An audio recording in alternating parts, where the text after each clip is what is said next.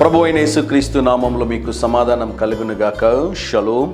వాక్యంలో ఒక అద్భుతమైన మాట మీకు జ్ఞాపకం చేయాలని నేను ఈ ఉదయకాల సమయంలో తలంచుచున్నాను. ఆ మాట ఏంటి అంటే, పాపములను ఒప్పుకొని విడిచిపెట్టువాడు కనికరము పొందునని బైబిల్లో రాయబడింది. ప్రియులరా, అనేక సార్లు మనం చేస్తున్నటువంటి తప్పిదాలు, మనం చేస్తున్నటువంటి పొరపాట్లు ఇతరులకు తెలియకుండా ఉంటాయి, కానీ దేవునికి మరుగైనది ఏది కూడా ఉండదు.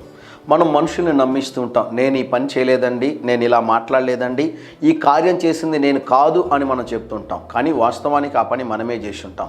మనుష్యులను మనము నమ్మించవచ్చేమో, కానీ దేవుణ్ణి మనం నమ్మించలేమండి. ఎప్పుడైతే మనం దేవుని సన్నిధిలోనికి వస్తామో యథార్థంగా మనము చేసినటువంటి ప్రార్థనని దేవుడు ఆలకిస్తారని దేవుని సేవకుడిగా తెలియజేస్తున్నాను.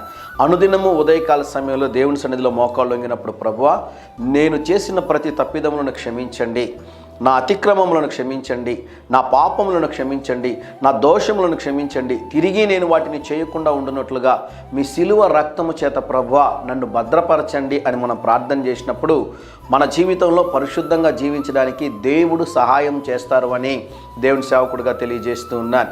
ఈ ఉదయకాల సమయం కొరకు కీర్తనలు 69వ అధ్యాయము 5వ వచనంలో, నా అపరాధములు నీకు మరుగైనవి కావు అంటాడు. భక్తుడు ఎంత శ్రేష్టమైన ప్రార్థన చేస్తున్నాడు చూడండి. ప్రభువా, నా అపరాధములు ఏవి కూడా మీకు మరుగైనవి కావు.